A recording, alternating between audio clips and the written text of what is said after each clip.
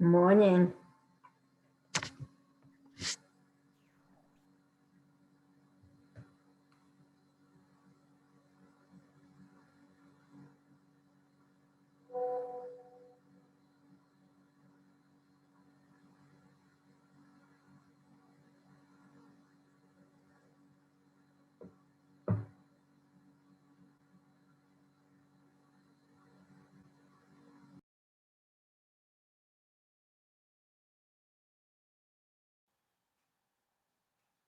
Hi, everybody.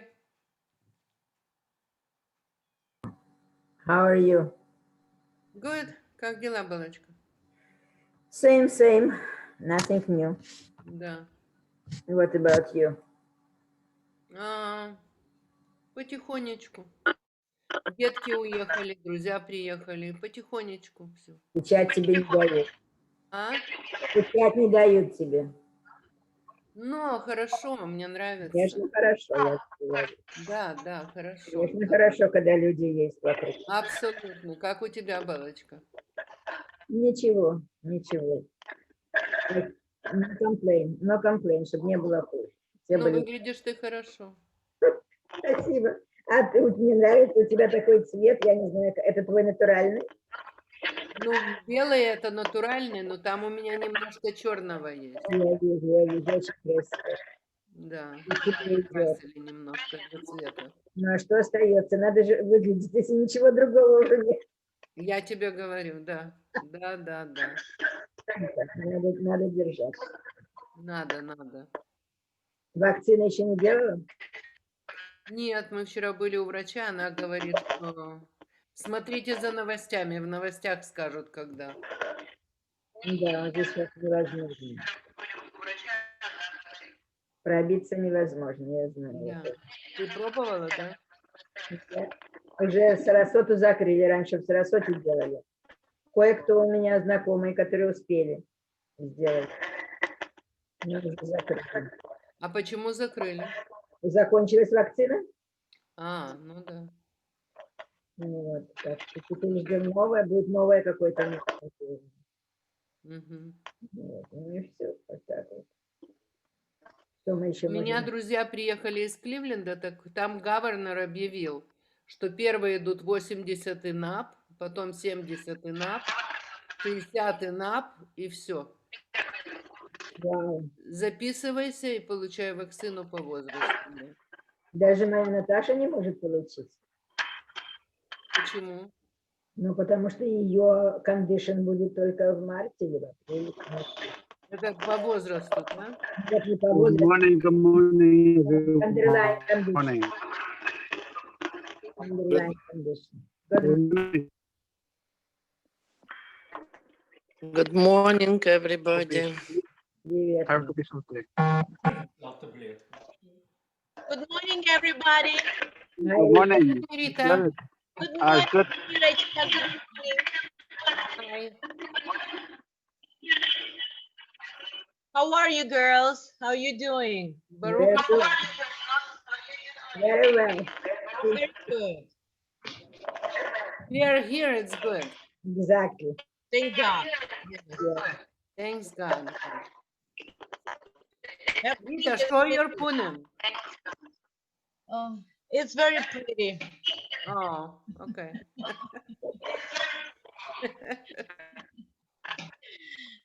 One day Alex is gonna buy some different computer, believe me.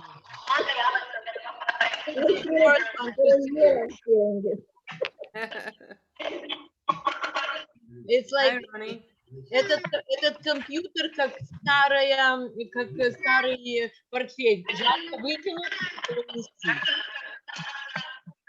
Use Мне your уже phone. таким образом 3 around.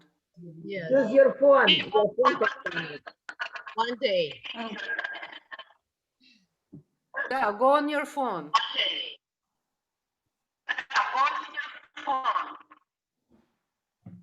Bella, Yeah.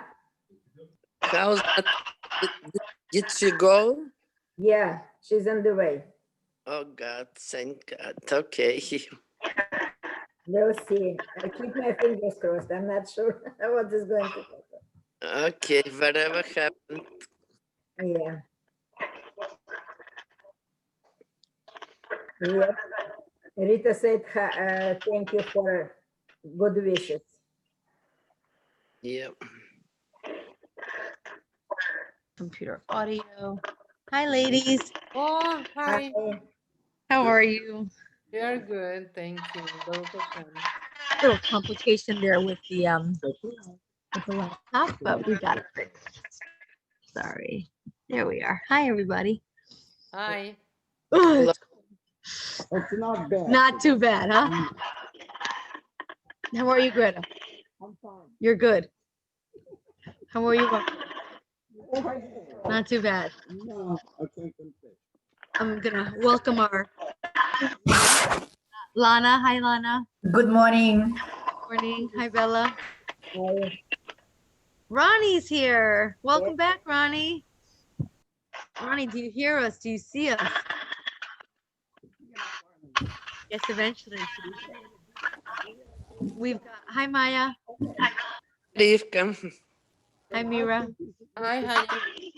Hi, Rita. Hi, Ron. I Gittel. can't You get a can't picture get the of me video. on it. Do you know how to turn on the video?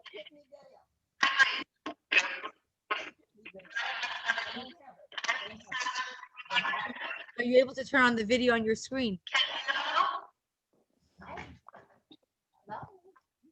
Hi, Gittel. Mazel tov for the bar mitzvah. Oh, thank you. How was it? Oh, wonderful. They did a very good job. I'm so happy to hear. Mazel tov. We're celebrating. Mazel tov to Isaac. Mazel tov to you. Thank you. Just get that going over there. Okay, let me. I'm just here. Come sit with us, Leona. We're gonna get started Oh, Leona's here. here. Okay. I'm just gonna. Here we go. We have, an interesting parsha this week. First of all, let me start. Let's reground. Couple things going on. First of all, I want to dedicate today's class to Diana. I'm not sure whose video is making a lot of sound, but if it's you, you could just mute yourself. Which of you remember Diana? You guys know who Diana is? You can't hear? Ye- Bella, you remember her? Oh, Ronnie, here you are. Yes. Yeah. Oh, she lives in the Springs. Do you know who Diana was? Don't recognize the face? Diana was unfortunately sick for 1.5 years. And one of the things that very much inspired me about Diana. Can you mute everybody down? Yeah, I think I'm going to do that because I don't hear Thanks. you. Let me mute all. And then you could unmute yourself if you have a question. Do you hear me okay? Okay. One of the things that personally inspired me about Biana, many things, but specifically was she didn't know much about her Yiddishkeit, about her Judaism. She grew up in Chicago, and every time we met, she wanted to learn. Every single time we had an interaction, she would come to my house with her son. Just a few weeks ago, actually, they came for dinner one afternoon. She wanted her son to have kids to play with, and always wanted to learn more. A lot of times you meet a person, they're complacent with where they are at. But for her, she always wanted to know, tell me why. Maybe I should do this. Maybe I should incorporate this. I didn't know. I didn't learn. Such an inspiring thing to constantly want to grow and to learn. So today we're going to dedicate the class or the learning that we have today in honor of her neshama, in honor of her soul.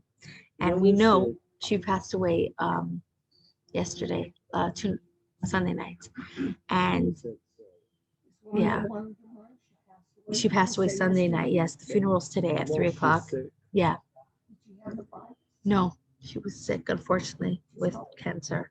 And what I want to share with you is that, like we've learned many times, is that when a person passes away, they're not able to learn anymore. They're not able to do mitzvahs. So by us learning today, our Torah class, and we tell Hashem we're doing this in honor of her neshama, we are giving her neshama great elevation and great satisfaction. So even before she's buried, she's with us. It says that when a person passes away, they're still very close, to the earth, very involved. So she knows what's going on, and she knows that we're giving her love and comfort, because it's a painful time for the soul. And we're dedicating this class in her memory, in her honor. So that's number one. Number two, on a more joyful note, I want to remind everybody that we're having our mega challah bake next Thursday. If you have not signed up yet, please do so. We're having a virtual mega challah bake. Virtual. What's that? That's a challah bake in your own kitchen on your computer. If there's anybody that has a hard time, my husband has offered to give private lessons to anybody who needs help to get onto Zoom. It's going to be wonderful. We're having 5 Chabads in the area join together, and we're going to be having these beautiful boxes that are being picked up. We're having a beautiful program with a musical component. It's going to be wonderful. It'll be different than we've had in person, but it's going to be special and different in these times. So if there's anybody that would like to purchase, be a part of it, go onto the website if you still haven't done so. If you want to sponsor somebody else who can afford to be a part of it, please let me know. If you'd like to get your box delivered to you, because you're not going out, we have volunteers who have offered to do that. It's just going to be a wonderful, wonderful program, and I want Chabad of Venice to rock. We have to have our presence there. So let's get involved. Everybody, bring your friends. Let's get signed up. Let's reach our goal. On that note, we're going to get started into our class. So far, we're at 20 reservations. My goal is to have 50. Rachel, I'm waiting for you. All right, we are going. Yeah, it's good to learn new things. It's okay. And then you can do it at home. Let's not take the time in the class to discuss it. After class, I'll have a private session with you. All right. This week's Parsha, it's interesting. When I opened up the Chumash this week, it's fascinating because this is the story that everybody knows, right? This is the story of unmute. Oh, participants. No, I'm trying to unmute. You can unmute yourselves if you have. This is not, well, it's not the story of Moses. Moses is the story of for 3 books. What is this the story specifically of? What is this week's Parsha? First of all, what Parsha are we even in? We're in the second book of Voeirah. Very good. We're in the second book of Shemos, of the Exodus, even though I told you that Shemos doesn't mean Exodus, it means names. Ronnie, the sound is not good on my computer. Yeah, it's everywhere. There's like an echo. You have an echo. Like a extra noise. Really? Mine sounds fine. Not here either. I can hear fine also. Bonnie, you hear? Yes.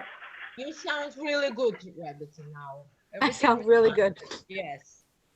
Maybe sign out and sign back in. Yeah, maybe sign out and then sign back in. That's No, better. now that you unmuted us, it sounds It's better. better? Interesting. Okay, so just be conscious that if you have noise going on in your house, just to mute yourself.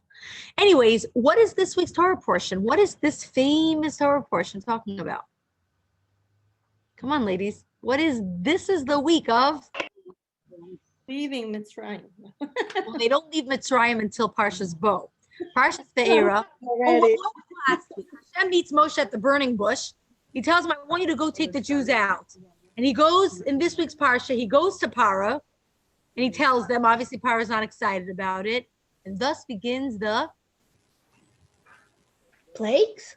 Very good. Finally, somebody, Cynthia, thank you. Begins the plagues. Famous plagues, the 10 plagues. This is the story of Pesach. We've got Pesach in the Chumash. You okay? This is what's written in the Haggadah, right? So let's open up our Chumash. Let's first begin on the first page. We're going to do our song. Come on, ladies, don't make me do this alone. We already learned the whole book of Voeirah. We're going on to Shemot. So let's start with Voeirah. Voeirah Noach, Lech Lecha, Voeirah Chayei Sarah Toldos. Voeirah Noach, Lech Lecha, Voeirah Chayei Sarah Toldos. Vayetze, Vayishlach, Vayeshiv.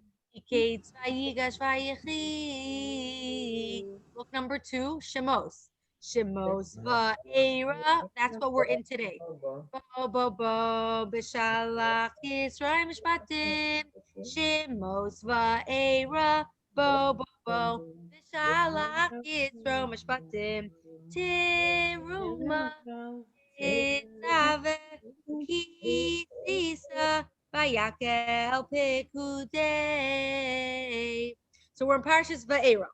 Voeirah starts on page 372 in the Orange Chumash. And Parshas Voeirah is the beginning of the Exodus. It's the beginning of when Moshe goes, 372. 372. And on page 372, we begin with Hashem revealing himself to Moshe. Last week we ended off at the burning bush, and he appoints Moshe and Aaron to be the partners in going to Paro. And finally they get convinced.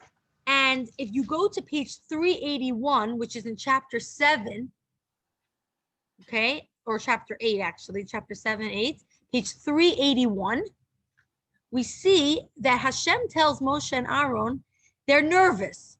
How is Paro going to listen to them? He's the mighty ruler. All of a sudden, Moshe and Aaron are going to come, and he's going to be like, oh, sure, no problem. I'll send the Jews out. Of course not. So Hashem gives them 3 miracles that they are going to perform, or 2, and a 3rd one later. Ronnie, you're good? You hear me? Good. You can unmute yourself. So what were the miracles that Hashem, what were the miracles that they performed? Anybody remember offhand before we read it inside? The staff turned into a snake. And Hand had leprosy. No? the hand with Saras, the hand with the leprosy. Very good. So it was 2 and it was 3. 381. Hashem says to Moshe, to prove yourself with this miracle. The first thing was that he threw the stick down, which turned into a snake. And then what was different about what he did, that the Egyptians, they were magicians, they were able to do the same thing. What were they able to, what was Aaron able to do that they couldn't do? Their snake ate the other snakes. His snake ate the other snakes. That is correct. And that's when they started to be like, oh, this guy sounds like he knows what he's talking about. But one of the most important things that happens is when Moshe and Aaron come to Paro, okay? I'm looking for it. I'm looking for the exact words. I can't find it. I have to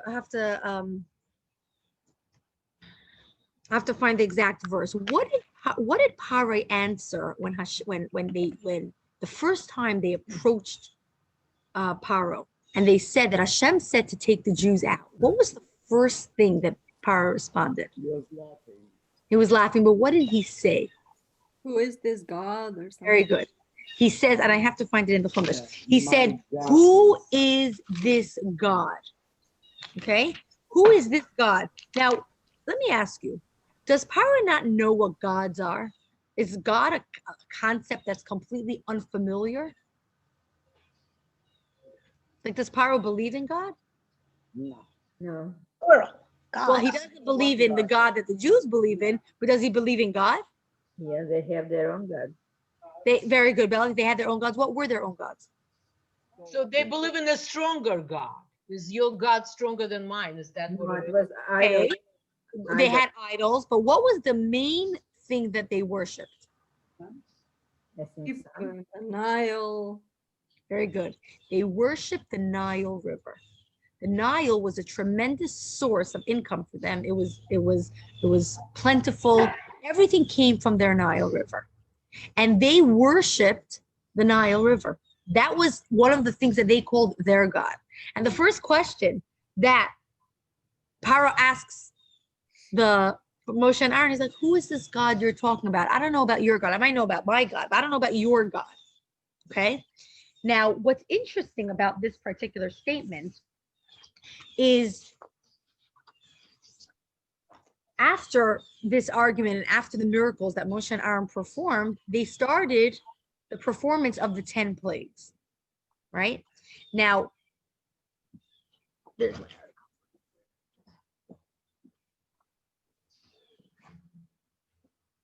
sorry, it didn't disappear. On Zoom, I had to get something. They started the starting of the 10 plagues. Okay. Now, what's interesting is that most of us, when we look at the story of Egypt or any story in the Torah, we look at it like a story, a book in history of something that happened, right? Paro had enslaved the Jewish people. 210 years later, Hashem says it's time to move on, and he brings about the plagues. But we know that that's the level of Pshat. That's the basic level that we read in the Chumash, that we know in the story, which actually happened. It is a part of our Jewish history. But we know that every single part in our life is every single part of the Torah is a blueprint of how to live our lives. So obviously, and I've said this too many times, within each and every one of us, there's a Moses. Within each and every one of us, there's an Aaron, there's a Yocheved, there's a Miriam. Every character, every story in Torah is embedded inside our heart and our souls and has a lesson for us on how to live our lives. So what was this Egypt that the Jewish people were leaving? We have within each and every one of us our own personal Egypt. In fact, if you look at the word Egypt in Hebrew, how do you say Egypt in Hebrew? Mitzrayim. Mitzrayim. You've heard of that? Mitzrayim. What is the word Meitzar? The word Mem Tzadik Resh. In the word Egypt, in the word Mitzrayim, what does the word Meitzar mean? Narrow place. Say again? Narrow place. Narrow. Narrow? Narrow, like narrow. Narrow. I don't know if that's the exact translation, but the idea of Meitzar means limitations, or in a sense, it is narrow. And the idea of limitation, each and every single one of us in our own lives have our own personal Mitzrayim. We have things in our life that we are slaves to, that limit us. And I'm sure each and every single one of us sitting around this table and on Zoom today, it's different for someone else. For some, it can be knowledge. It can be our upbringing. It could be preconceived notions. For others, it could be personality traits. It could be addictions. It could be depression. Everybody has something in their life that they are a slave to, that they either they identify it or they don't identify it, but it's something that would be wonderful to break free of. If you don't have that in your life, then you're not human. That's the way Hashem created us. Each have limitations in our life that we need to break free of, and we each have a paro. We each have a pharaoh inside each and every one of our lives that we need to break free of. And the first step for the Exodus, the first step for the redeeming of the Jewish people, redeeming them out of this Egypt, redeeming them out of their limitations, was the bringing of the 10 plagues. And we're going to do something very fascinating today. The 10 plagues that were brought upon the Egyptians. You know, the plagues, yeah.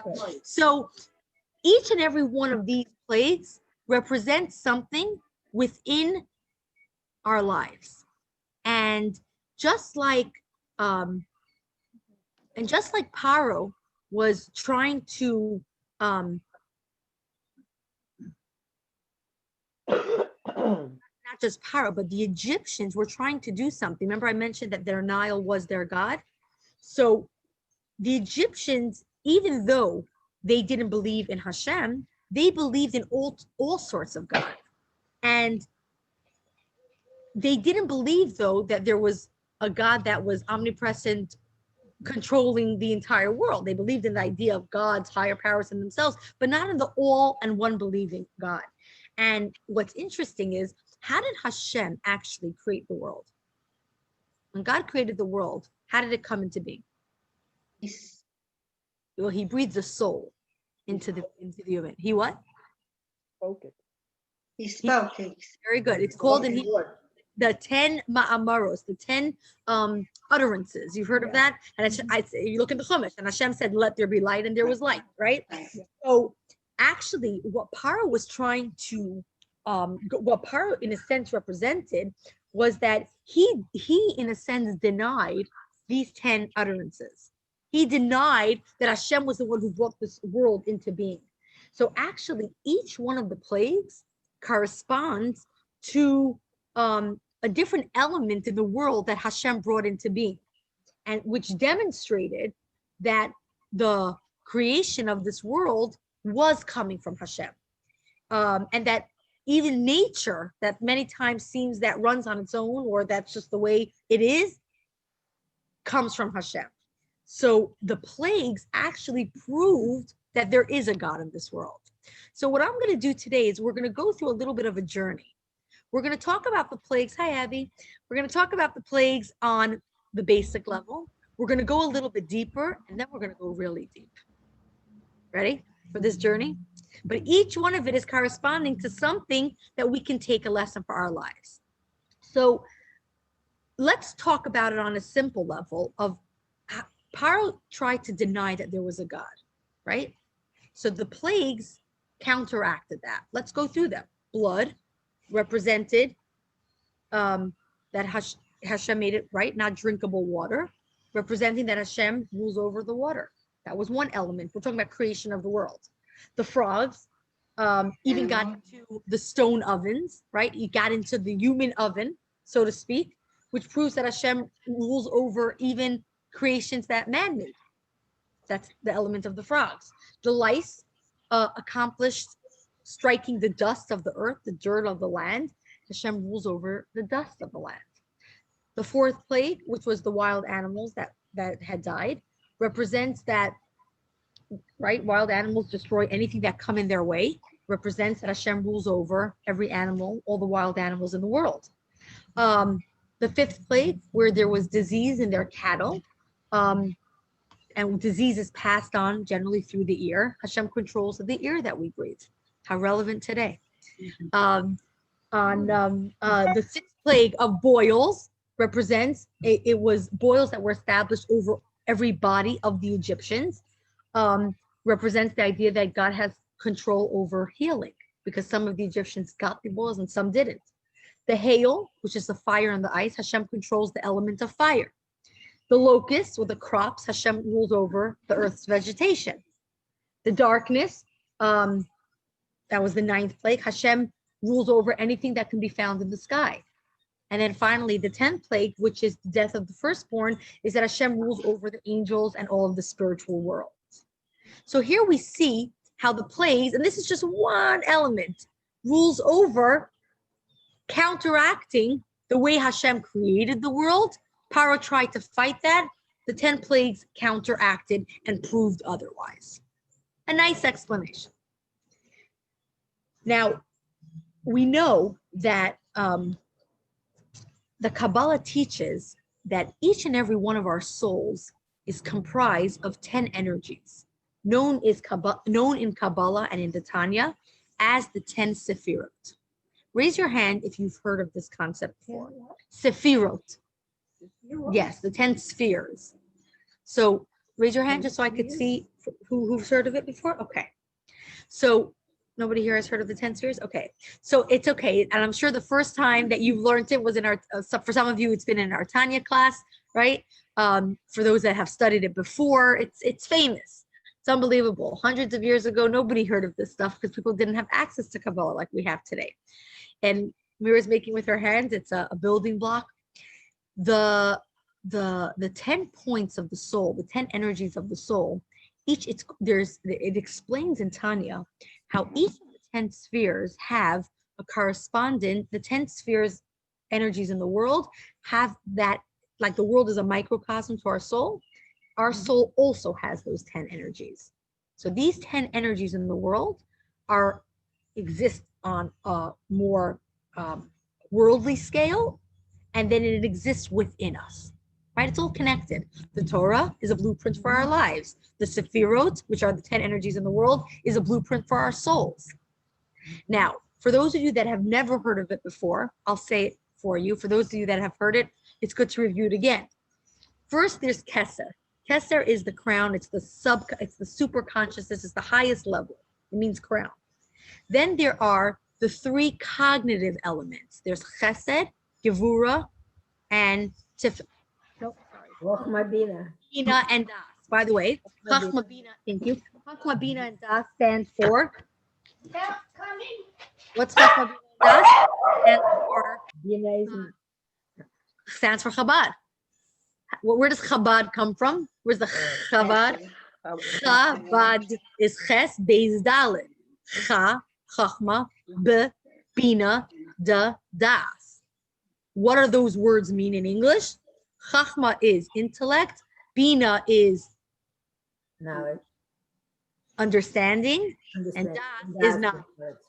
Okay, and this is not a Tanya class, so we're not going to go into it, but we understand that, and just so you understand how does anything happen? The flash of a concept. That's the Chachma. That's why a man is compared to Chachma, because they have ideas. Bina is fleshing it out, understanding. That's why it says that a woman has Bina Yisera. A woman has understanding. A woman has intuition. She can take a man's idea and develop it. That's even in a physical body, right? A man gives a sperm to a woman and she's able to create it into an entire body. There's a lot of correlations. It's fascinating, but I don't want to get sidetracked. And then Das is knowledge. Knowledge is not just I understand something, but I own it. That's why when it describes that a man and woman become one in the Torah, when it says that Adam knew Chava. What do you mean he knew her? He became one with her. When you know something, you can't unknow it. That's what knowledge is. It's very different than understanding. I can understand something, but it doesn't become a part of me. Das, knowledge, becomes one with you. So those are the 3 cognitive energies. It's the first time hearing this, Rachel, huh? It's too heavy for you. I'll break it down. So there's Chachma, Bina, and Das, intellect, understanding, and knowledge. Those are the 3 cognitive energies that each of our souls possess. And then there's the 7 emotive, if that's the right word, emotional persona of the soul. What are those 7? Chesed, kindness, Gevura. Gevura. What does Gevura mean? Restriction, right? Sometimes you have to be. Avram was Chesed, the first Avram and Sarah. They opened their homes. They had the 4 tents and the 4 doors in their tent. There's some people they have a lot of Chesed. There are people they're Isha Chesed. That's who they resemble.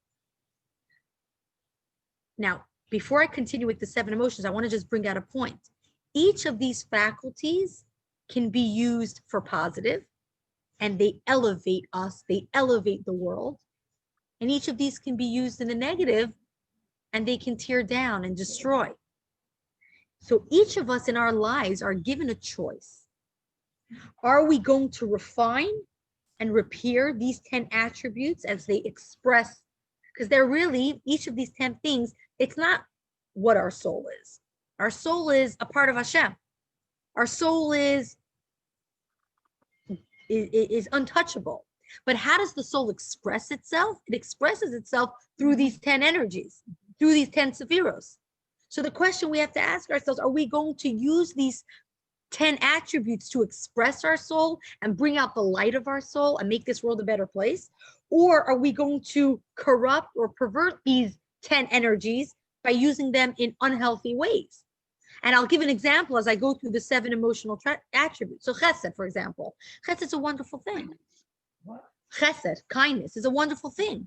But sometimes if you have a child who needs to be reprimanded and you give him chesed, you're hurting the child. So that's when you could use chesed in not a good way. Then there's gevura, restraint, right? Holding back. Sometimes a child, I'm using it just because of the latest example going on in my house, but in any relationship or in anything going on, sometimes a child needs chesed. They need that extra love and understanding, but we give them gevura. We give them the restraint, we give them the strictness. Not necessarily is that always the best case. Sometimes we need to execute chesed, sometimes we need to execute gevura. It's just the story of our lives. It all boils down to this. Then there's tiferes. Tiferes is the combination of both, but it's loosely translated as compassion. Sometimes we shouldn't be compassionate, sometimes we should. Depends what's going on, depends to who, depends on the situation.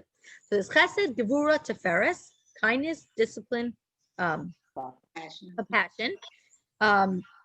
By the way, tiferes, just so you know, again, when I'm trying to stay away from a Tanya class, but tiferes is the ultimate, really. Because tiferes is the combination of both. Sometimes it's chesed, sometimes gevura. Compassion is greater than love. We're going to talk about that in a moment, but let me not jump ahead. Chesed, gevura, tiferes, and there's netzach. What's netzach? Endurance. Endurance can also be endurance and ambition. It touches upon the idea of ambition. Again, ambition can be a positive and a negative.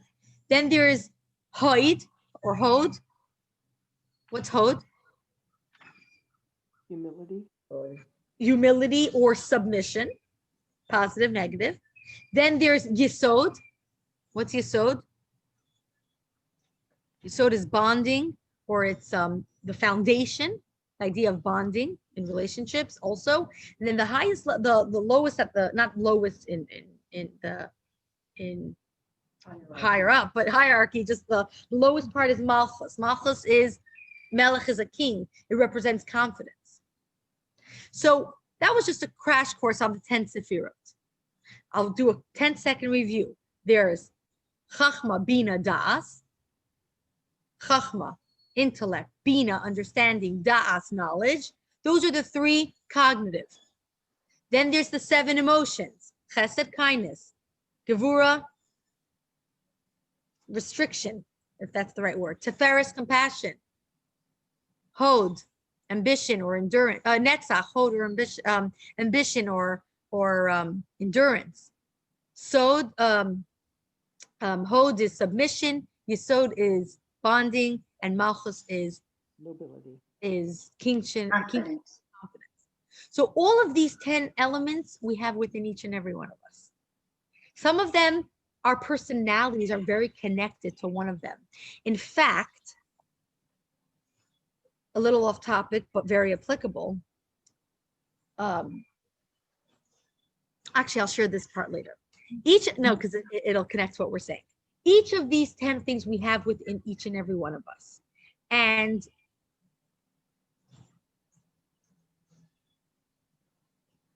in a sense, the Egyptians, from a Kabbalistic perspective, they tried to pervert these 10 attributes of the soul.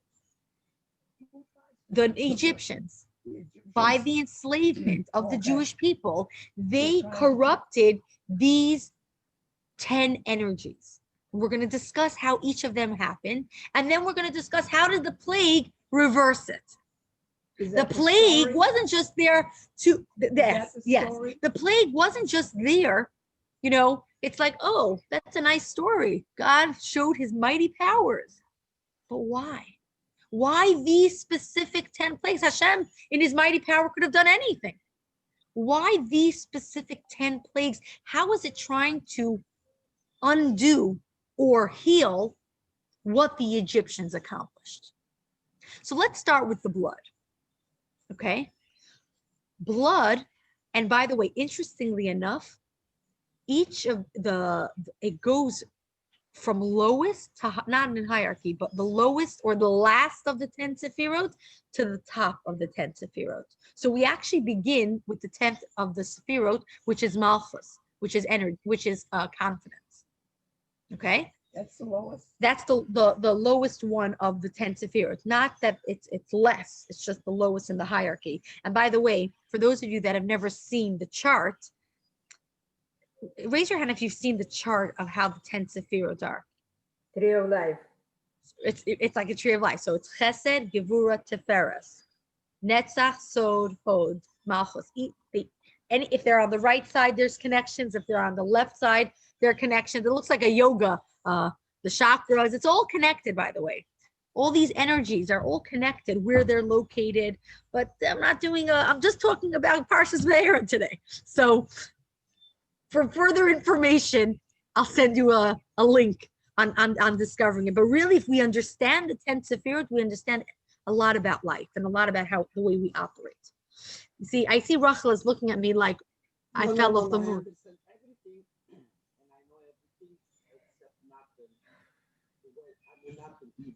You know these concepts. And you know what's interesting is that a lot of what we know, a lot of times we learn something in the Torah and we're like, that's so cool. I've been doing that my whole life. Or I knew this. I'm old enough to know that there are people who have kindness, there are people who have restraint. It's nothing new. But when we study and we learn the source of it, how it's written in our Torah, it makes us appreciate with wonder how this is the source and the blueprint for how to live our lives. That's number one. Number two, anytime we learn something and then we learn how much we don't know, that means we're learning. Okay, so let's talk about the first plague, the plague of blood, okay? The first plague, which turned the Nile River into blood, by the way, the water was warm. And the Nile turned into blood, the Nile was cold. And it turned it, the blood was warm, blood is warm. Something to think about, which we're going to address in a moment. What was wrong with the confidence that the Egyptians had? And is confidence a bad thing? No. Confidence is a good thing. But what was the negativity that the Egyptians had?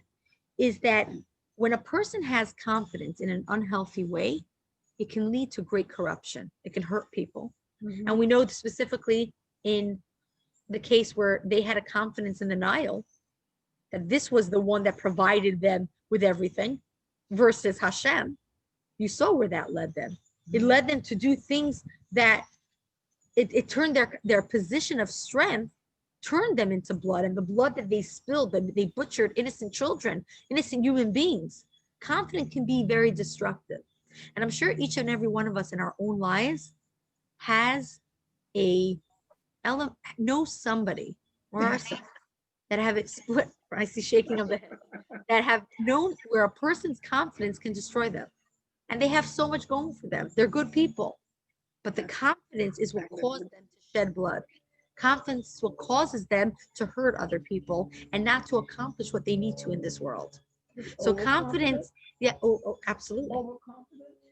Confidence is a good thing, but not if it's channeled in the wrong way. Absolutely. I'm sure you know people like that. Yes. Very possible. It can be. Confidence which hurts in other people is never a good thing. But everybody knows certain things. Sometimes somebody knows something that somebody else doesn't. But does that mean you have to hurt them? No. Right. So you can have confidence in a health. You're clapping. Absolutely. Like the Baal Shem Tov would say, from some people you learn how to behave, from some people you learn how not to behave. You can learn something from everybody. And confidence has a place. That's where Malchus comes in. That's where the 10th of the Sefirah. But not if it's channeled in the wrong way. Let's move on to the plague of the frogs. The frog symbolizes coldness, right? A frog is a cold-blooded mammal, amphibian. But frogs are cold-blooded amphibious creatures, okay? They hatch in cold climates. Okay. By the way, interesting, what I read is that female frogs deposit their eggs into the water, and that's where they hatch into tadpoles. Okay. Really? Yes. The fact that the frogs actually are deposited into the water and they don't have any parental protection, according to Kabbalah, frogs represent this emotional state of apathy, of detachment, right? It's detachment, coldness. And in order for a person to connect with a spouse, a child, a friend, anybody in their life, the apathy and coldness is a terrible thing. In fact, this represents the level of the Sefirot of the Yesod. I'm on the 9th one. Yesod is bonding. Bonding. Yes, you know the joke, not the joke, but the saying. What's the difference between apathy and ignorance and or apathy? I don't know and I don't care. No, that's ignorance. Apathy is that you don't care. And everybody knows that in a relationship, the minute you stop caring, when you numb yourself, when you become cold, it's probably the worst thing. You know, they say that people who come to therapists, marriage therapists, and the couple's still arguing, that's a healthy sign. That means there's a fire burning, there's a passion. You bother me enough that I care. Very powerful thing. If you're angry at somebody, that's a sign that you care. Anger is represented through the element of fire. What do you mean? Because they jump. Oh, for I like that. I took me a moment. It's an acronym. But the idea of coldness, of apathy, is a terrible thing. And in general, we know that in part of what made the Egyptians, part of their part of what made the Egyptians who they were was this belief in the Nile, belief in the coldness of the Nile, right? In fact, when Moshe and Aaron approached Pharaoh, the first thing he said is, "Who is this God?" There was like an apathy, a certain coldness, and not just a coldness. It was like an apatheticness to the slavery, right? Why should I feel any feeling towards these slaves? So that is why Hashem started with the first plague of blood, filling it with warm blood, so to speak, filling it with warmth, going on to the frogs, right? The frogs representing the coldness, but representing the idea that in any relationship in life and in our lives, and we spoke about this last week with the burning bush, right? You need the fire among the thorns.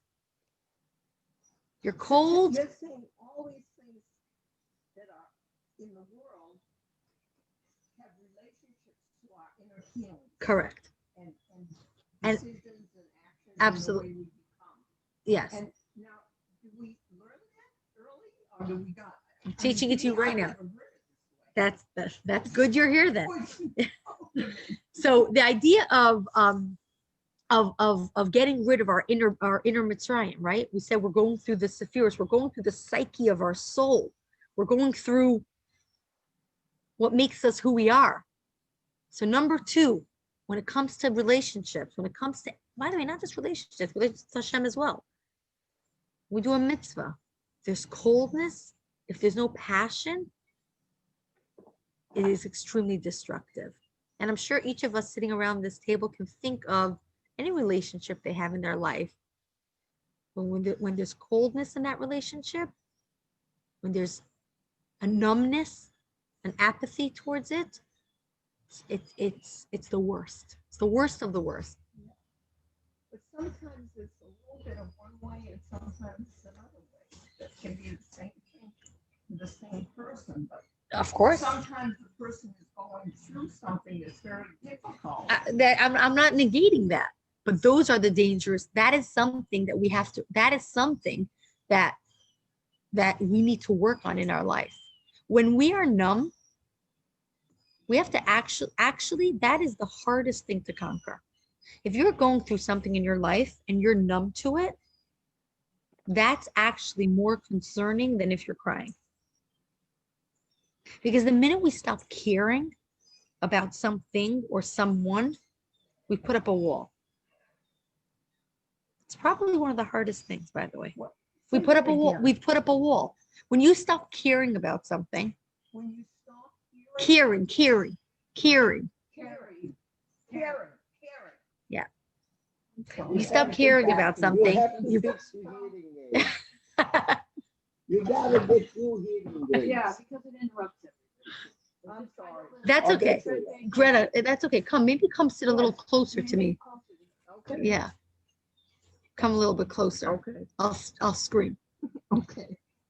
When we stop caring about things in our life, we have to ask ourselves why we stopped caring.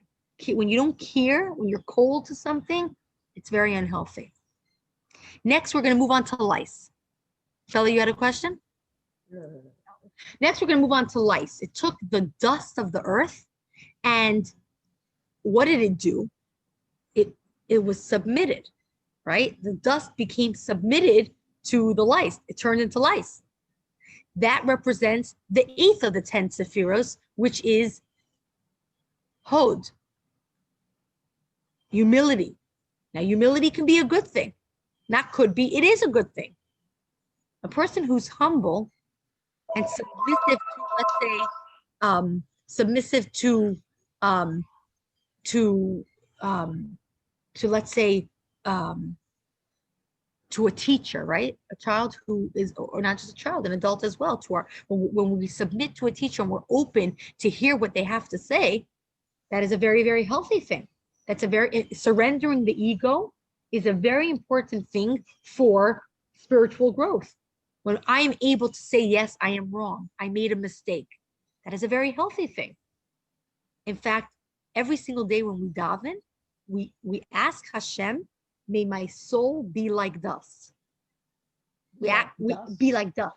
We ask Hashem in our prayers that we wish to remain humble in the presence of life's mysteries. That is healthy humility and submission. Destructive Egyptian submission is humility that crushes a person, that dulls their zest for life. That is unhealthy. When a person thinks of themselves as worthless, they have no self-esteem. When their perception of who they are demoralizes them in every single day of their life. And that type of humility actually sucks out the energy in a person. In fact, it talks about in Tanya, when I think it's chapter 42, in Tanya it talks about depression, atzvos. And we spoke about this in our book club 2 years ago when we did the Hasidic approach to joy. Rabbi Aaron of Karlin would say, depression is not a sin, but what depression does, no sin can do. I'll say it again. Depression is not a sin, but what depression does, no sin can do. When there's a submissiveness, like no zest for life, they're just submitted, surrendered. When a person is surrendered, very, very dangerous. When a person, Tanya talks about, is bitter about something, there's movement. Is that what you call surrendering?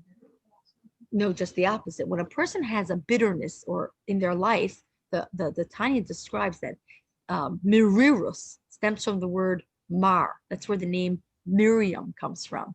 Miriam, who took her tambourine and led the Jewish people out of Egypt, the woman, she was, what made her so unbelievable? Her name, Mar, which means bitter. She didn't just sit there and say, we're done. She had a zest, she had a rebellion, she had a passion, she had a bitterness that prompted her to action. When a person's submissiveness causes them to lose their zest for life, that is the Egyptian element within our soul that we have to be conscious of. Let's move on to the 4th plague, the plague of devouring the beasts. That connects to the seventh of the Sephiros, which is Netzach. In this particular case, Netzach, which is endurance, represents ambition. Okay? There's ambition, which is a positive thing, and there's ambition that can be negative. Now, ambition, we know, is a wonderful thing. It brings us to accomplish in our life. But unhealthy ambition, the Egyptian element of ambition, is that if we do not refine this character trait of ambition, it can turn us into a devouring beast. Into a devouring beast, what this plague was. It devoured the beasts. What does it mean, a devouring beast? That it can actually, sometimes we know that if a person's too ambitious, it can actually destroy the people they love in the name of their ambition. Right? If you think about it, somebody in your life, somebody you know, it can be, on a small example, a mother who is so ambitious can neglect her children. A man who's ambitious can ruin his relationship with his wife. It comes in any form of our life. Our ambitions are important. I want to organize my drawers right now, but my kids need to eat supper. It could be something as simple as that. Ambition is good. It prompts us to do good things, but if it hurts other people, that is the negative side of ambition. Moving on to the fifth plague. Isn't this unbelievable? How each of the plagues, all of a sudden you look at the plagues, it's like, it's not just the 10 plagues, it's the 10 plagues within our soul, within our psyche. The fifth one was the epidemic, the pandemic. Right? It's like unbelievable how now you understand the pandemic in a different way than you ever did before. All the animals were dying. Teferes represents compassion. So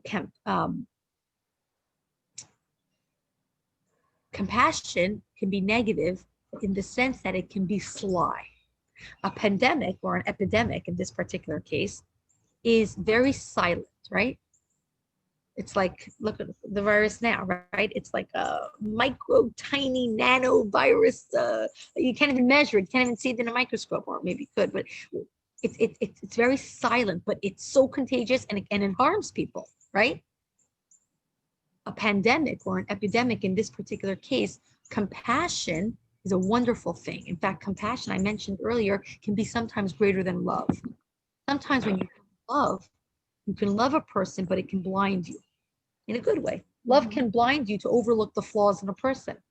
But when you have, and when those flaws emerge sometimes in an unhealthy way, love can, because you love the person so much, it weakens the love. But compassion, on the other hand, it takes into consideration all of the flaws of the individuals, and it extends a helping heart regardless. That's what compassion is. Compassion is a very healthy thing, sometimes more powerful from love. This is holy compassion, good compassion, when the soul has the ability to experience the pain of another human being. So what's sly compassion? Well, yes. Experiencing it when you have compassion for another person, you are able to feel their pain. In fact, one of the Rebbes of Lubavitch had a chassid once came into his room after a yechidus, a private audience that he had with somebody. And he noticed that there was sweat pouring down from his face. And he asked the Rebbe, he said, what's going on here? You just had a meeting and you look like, he says, when I give advice to a person, I can't give advice from my role as a Rebbe. First, I have to get undressed and put myself in the shoes, the clothing of this person that came to me. I have to feel their pain. Then I have to get back undressed and put my clothes on as a Rebbe and give advice from that perspective. That's why I'm sweating. I have to change my clothes back and forth. To really feel compassion for another person, we need to really feel to a certain degree what they feel. And the opposite of that is sly compassion. Sly compassion, like a pandemic, it's secretive. What does that mean? Is that sometimes a person can show that they have compassion, but it's really there to exploit another person's weakness. And it's really there for selfish reasons. And that can be very destructive. Accusing? I don't see how that would fit into this particular concept. But when you can, do you know what I'm referring to? When a person uses compassion in a way that is exploiting another person? How about people that appear to,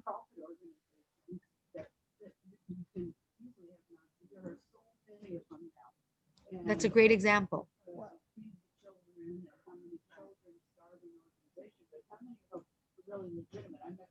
Right. Leona brings an interesting an example of a nonprofit organization that shows compassion, but we find out later that most of the money is going to the employees, or it's not. So that's a perfect example. Misuse. That's an example of exploiting compassion, and it's very sly. It's very silent, right? Because it's in the face. How does that connect to compassion? I don't know, you tell me. Oh, not this particular one. So what we see over here is that compassion could be silent, it can be sly, and it can be misplaced. Then comes the sixth one, the boils, and it leads us to the sixth of the Sephiros, which is Voeirah. So what was the boils? The boils, how did it come? It says that there was a, so to speak, a hot furnace that spilled over the land of Egypt, and then it developed into the boils onto the Egyptian skin, which represented rejection. You see, when I reject something, it can be a positive thing, right? Let's say I reject a food that's not healthy for me, or I reject a certain behavior that is not a behavior that I want to engage in, something immoral, right? There's room and place in our psyche and in our hearts for rejection. The soul's capacity to refuse something, to refuse a negative relationship, a toxic environment.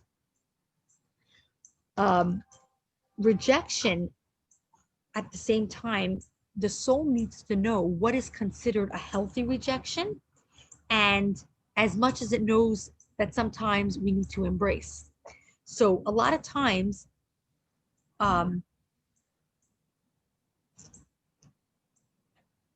when rejection, which is represented through the fire, because fire travels upward, away, right?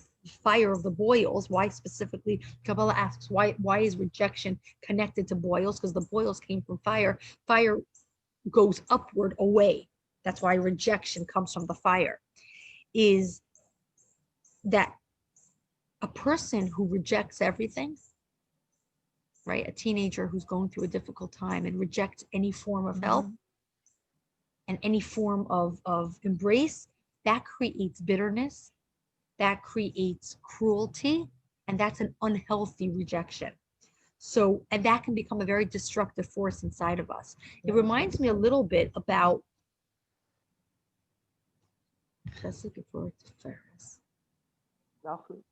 Netzach. So interesting. I see a parallel.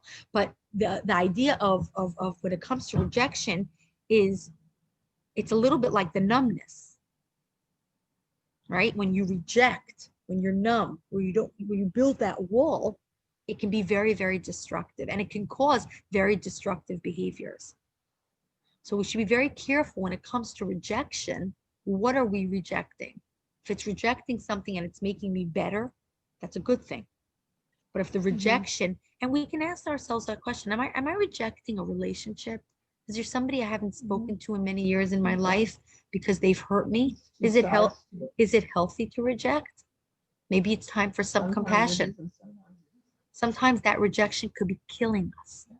There are people till today, they're unhappy individuals. They have everything that they have physically. They have money, they have nice home to live in, they have family. But there's one person they chose not to speak to over some fight years ago. They're still not speaking to each other, and it's killing them, really. It hurts them terribly. Greta's laughing. If you yourself don't know about it, I'm sure you know of somebody. So sad. Rejection has a time and a place for everything, but it's definitely something to be thought about. Sometimes it's Rejection a in somebody's projection. life can cause you to be very bitter and very dangerous. You think sometimes it's a projection within the person? Can be, but it's You know what I important to mean? It address. really doesn't have anything to do with the other person. Absolutely. Greta brings a great point. Sometimes you feel like a person's rejecting you, and it really has nothing to do with you. It's got something to do with them. Many times it has Yes. to do with them. So I had this Abby has a happen to great me line. recently. Abby says it's either a call for love or a cry for love, right? Is that the thing? You know, sometimes the rejection feels that way. Sometimes a person is rejecting you, but really they're rejecting other things, but it's coming out in you. I was accused of something very strong by someone that was very friendly with me. I think they were hurting inside. Absolutely. And they were projecting it out of themselves. Yes. And you should know, And I could not understand that at the point. right? Many times when people reject you, they're not rejecting you. They're in pain. Yes. And when a I person think can, this was when a person can come to a place and recognize that the other person's in pain, they can have compassion for this other person instead of bitterness and hate and frustration. Very, very important thing in our lives. You know Abby, what? Yeah, there's a difference between you're saying I look at it sometimes as a person recoiling. Same as a- idea. But it's a It's not recoil rejection. Right. is more of you as opposed to the other. Very good point. In other words, rejection is I'm rejecting you. Recoiling is I'm pulling inward Of yourself. of yourself. And unfortunately, even though Abby, I think that's a great point, rejection and recoiling take on the same garments a little bit. So recoiling can feel like rejection. Yes. It could.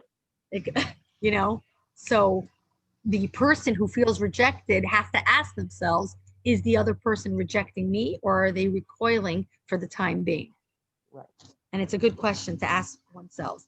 And when we're in a healthy state within these 10 elements of our soul, we can embrace the positive attributes of all of these attributes. Let's go to the 7th plague of the hail. The hail is chesed. What's wrong with chesed? First of all, you can have too much chesed. You can have too much kindness. But fire, which in the hail represented rejection. Water, which always comes from a higher place, right? Water descends from a higher plane to a lower plane. That embodies the quality of generosity and loving kindness.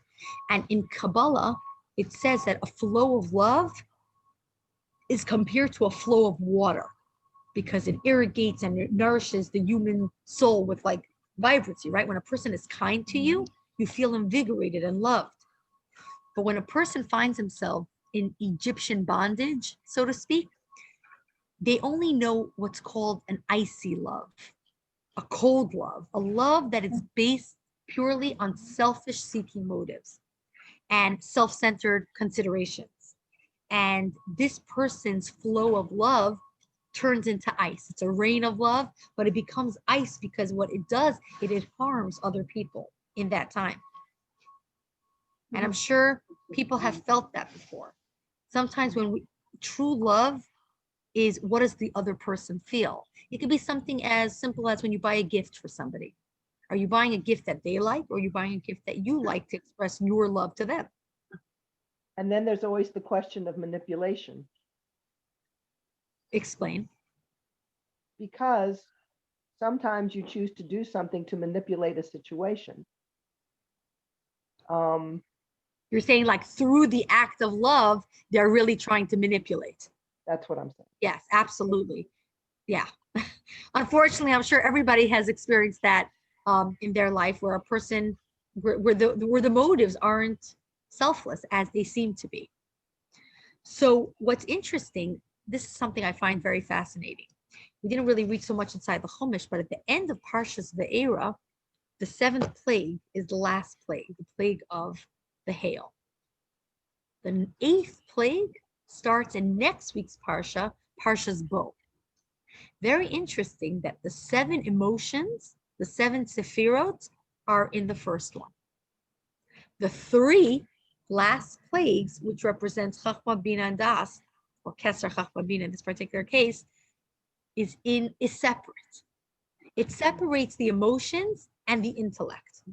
And it's not a coincidence that they're in 2 different sections of the Torah, because the first 7 emotions, which we spoke about, confidence, bonding, submission, ambition, compassion, rejection, and love, they represent when a person has an impairment in their emotions.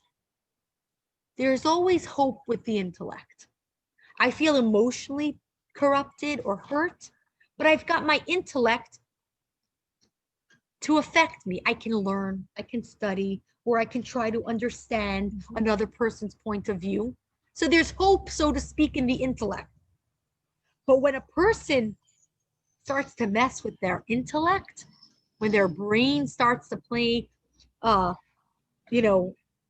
mind games with them, it's much, much, much harder to recover from the mind than from the emotions.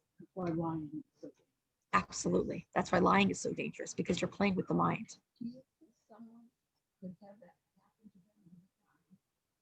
What?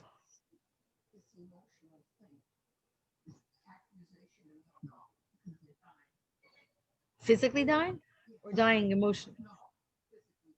Anything can happen.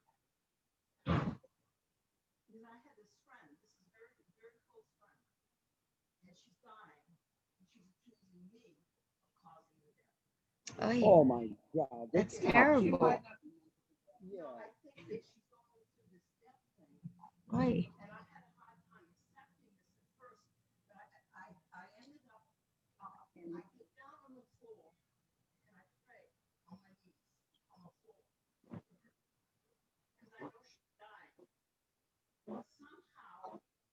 We can hear you. What is she saying? Cannot do that. You cannot do that. I don't think I think that she's going through, she can't help. She has a friend, she's saying, that is dying. She says that Greta caused her to die.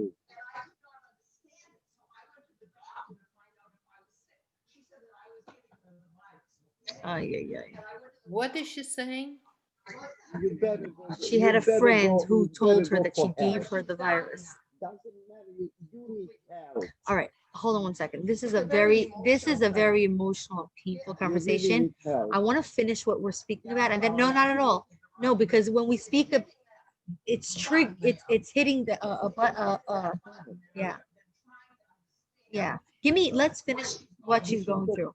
This is very painful, and I want to address it, but I want to finish here, and then we'll go there. So the 8th plague of the locusts is connected to Bina, understanding. Bina is when a person has what's called perverted intelligence. What does that mean? That the ability to,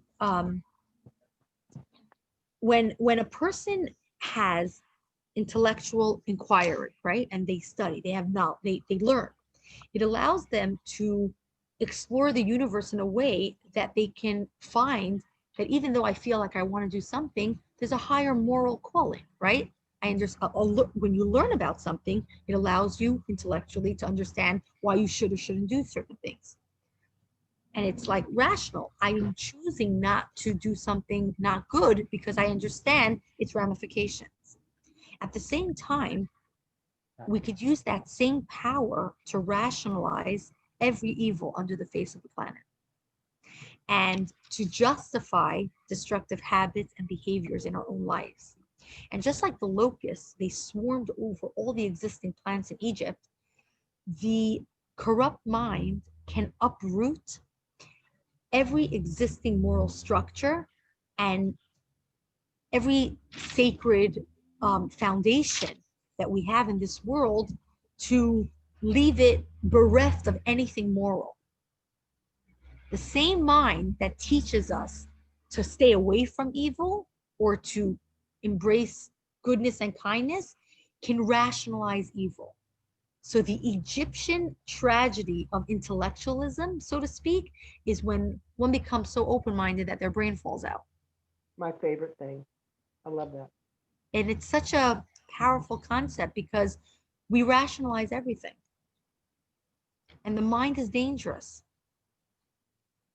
This is a class on its own, by the way. This really is a class on its own because the mind, which is so powerful, see, the mind is something that only the human being has. An animal, they have a brain, but they don't have freedom of choice. Right, but we're also talking about the ego. It's the ego that wants to survive. You're saying the mind, but it's the ego's. We're referring here specifically to the mind that causes the ego. In other words, it triggers the ego. Okay. Yeah. In other words, the mind is a very, very powerful and dangerous thing. I mean, on a simple level, Hitler rationalized making it Judah to you know, he was able to influence hundreds of thousands of millions of people to convince them that a world free of Jews was a rational thing. Those same Nazis who were killing babies would go home and love their loved ones with, like, in human nature. They were able to rationalize, literally, that same brain was able to rationalize immoral behavior. The mind is a very dangerous thing, and it's very powerful. And we have to use it for the right thing. The ninth plague, which is the plague of darkness, that is represented by Chachma, which in this particular case is a locked mind. A locked mind.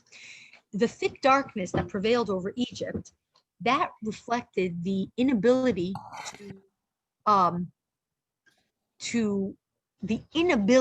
that's the right word, the inability to actualize this faculty of conception. What does this mean? When a person conceives a new idea, right?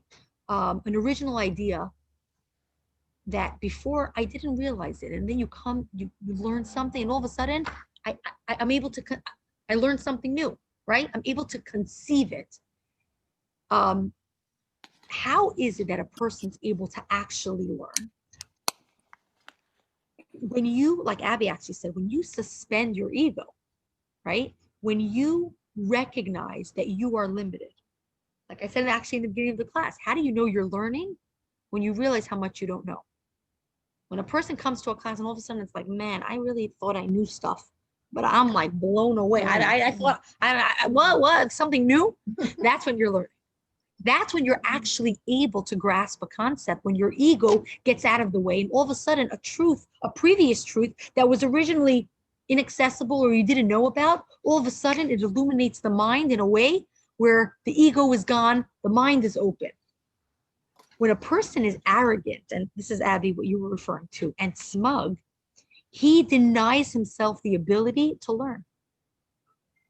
And it forces him to remain in this darkness, and he's constricted to a narrow view of life or whatever it is forever. And I'm sure each and every one of us have gone through that. And each and every one of us know people who you can't open their brain. They're locked. They're dark because they're just not open.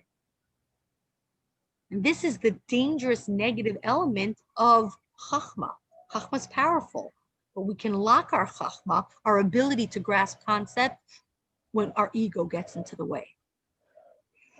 And last but not least was the death of the firstborn, which is the death of, in a sense, our identity.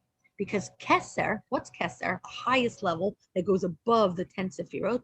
Keser is the supraconscious form within ourselves. When the Egyptian firstborn passed away, they died. Why was it the most devastating of all? Because it reflected the fact that the Egyptian abuse of the soul, and I'll say that again, the Egyptian abuse of the soul, all these negative character traits that we're talking about, it didn't only affect our emotions, it didn't only affect our intellect, our conscious faculties, but it went deeper than that. It affected the supra, or the internal, deeper consciousness within ourselves. See, in Kabbalah, the firstborn is symbolic of the first instincts and motives of the soul, right? When a person consciously learns something or makes a decision emotionally to do something, that's the outer layer. But Keser represents the consciousness or the motive before that. Before I actually understand why I want to do something, there's something beneath the surface. And this dimension of the person is usually much more difficult to violate because it's more hidden and inaccessible within ourselves. Usually a lifestyle of ongoing addiction or abuse brings out the death of the firstborn. What does that mean? It's the death of the superconscious element within our soul. And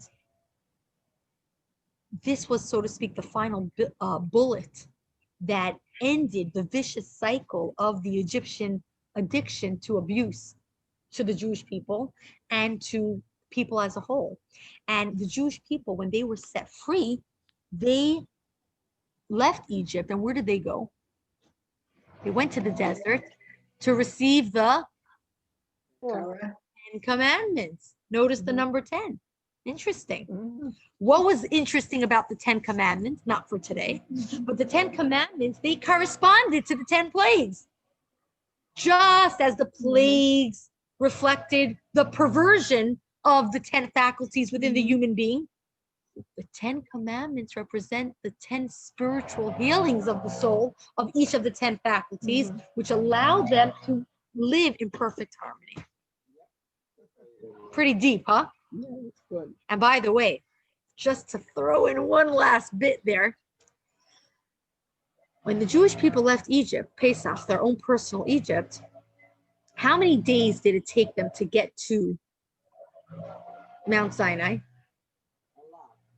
Rachel said a lot. It was 49 days. 49 days. 49, 7 weeks. 7 weeks. Each of the 7 weeks represents one of the emotional levels of the Sephirot. And each of the 7, yes, the week 1 is Chesed, week 2 is Gevura, rejection, week 3 is Hod, so each of the 7 emotions. Take it deeper. Each of the 7 weeks have 7 days. Within the 7 emotions, there's 7 elements within that emotion. There's Chesed, Shebe Chesed, kindness of kindness. Then there's Counting of the Omar. Voeirah, which is kindness, but having you hold back within the kindness. There's Chesed, Shebe Tiferes. There's 7 elements within each of the 7 elements. What do we do when we count? Why did it take 49 days? Because they had to refine every element within their soul before being ready to receive the 10 Commandments. Before being ready, they were so perverted in Egypt. They needed to refine every element of their soul. In fact, have you heard of the idea of called the counting of the Sephirah, the Sephirah Ta'omer? Sephirah means from the time of Pesach till the time of Shavuos, when the Jews received the Torah, those 7 weeks is called Sphira Ta'omer, the counting of the Omer. What does the word Sephirah mean? It actually means Sephirah, l'saper, to count. But if you look at the word, just like Mitzrayim, Meitzar's limitations, if you look at the word Sephirot, saper means to shine, to purify. They had to purify, not just count, they had to purify every element of the soul so that they would be ready to receive the Torah. And it goes even deeper. I'm not gonna add. It's gonna put you on a spiritual high. I don't want you to leave this world on such a spiritual high. But the idea over here, to sum up, is that we each have our own personal limitations, our own Mitzrayim, our own elements of the soul that hold us back. The plagues were able to unravel the 10 pervasive things in our life that cause damage to our relationships, to ourselves, to our connection to Hashem. And these are lessons. When you read the Chumash this week and you study it, you learn the Parsha, let's try to find one of the plagues that you connect with. Something today that meant something for you. If it was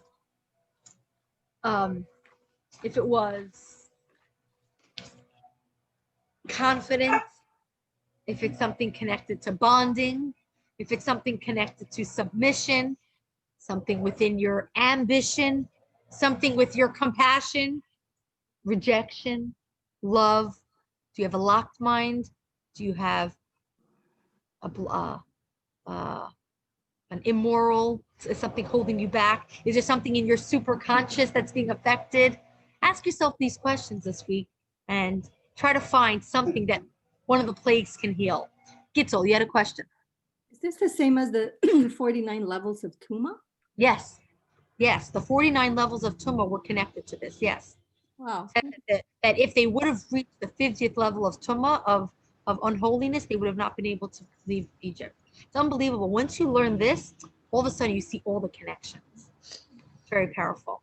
We're going through the same thing right now. We're at the 49th level right now, aren't we? What do you mean? Hey, before the Mashiach comes, they say we're at that we're in that lower level. There's truth to that. Anybody else have a question on Zoom? Yes, Cynthia. Is the killing of the firstborn of the Egyptians connected in any way to Pharaoh killing the sons of the Jews? Oh, you're thinking. In other words, that's a very good question. Actually, if you have class is like so over, but I just looked at the time. I can't believe how late it is. But if you have a minute, for those that want to stay on, remember I told you we're going to go through many layers. I didn't get to it today. There's another element of why the 10 plagues were there on a simple level. They were there to punish the Egyptians. There's a concept in Judaism that says, it's called, hold on one second.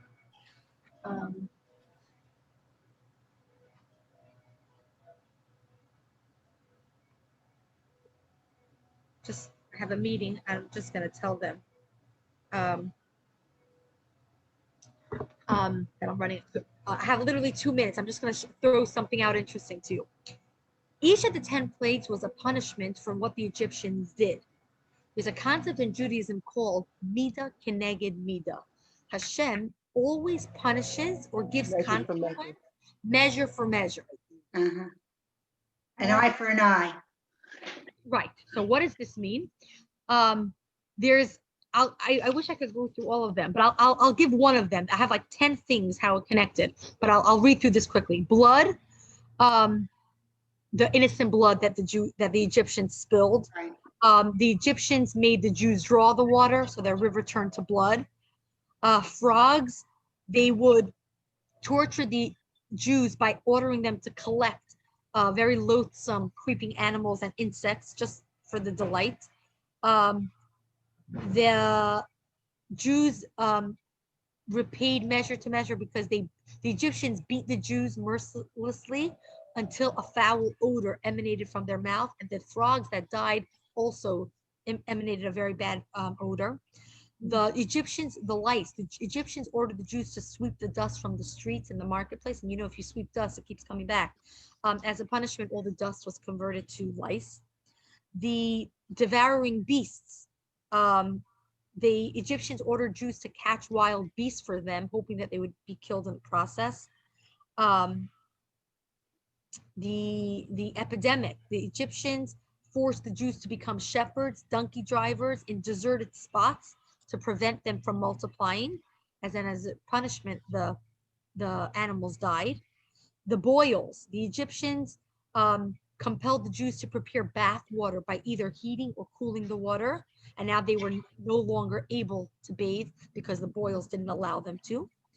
The Egyptians made the Jews into stone cutters. So that's why Hashem sent hailstones against the Egyptians. With the locusts, they were forced to tend to the vineyards and the fields. So now the locusts consumed everything that grew. The darkness, the Egyptians sought to keep the Jews as prisoners. So they themselves became prisoners of the darkness. And the death of the firstborn was exactly like Cynthia said, that the Egyptians' murderous design upon the Jews, which was directly connected, that they actually drowned and killed Jewish children. And they another interesting thing here, and I only read you one connection for each of the plagues, but there's like 10 more, is that the Egyptians deserve to have their firstborn killed as a punishment because they attempted to annihilate the Jewish people who are known as the firstborn of Hashem, Hashem's firstborn. So that's just another element, another layer. I mean, we could talk for hours, and this is just on the 10 plagues. We didn't even touch upon the whole exchange of it's just so much stuff out there. But this is our blueprint. This is our life. It's a heavy duty blueprint.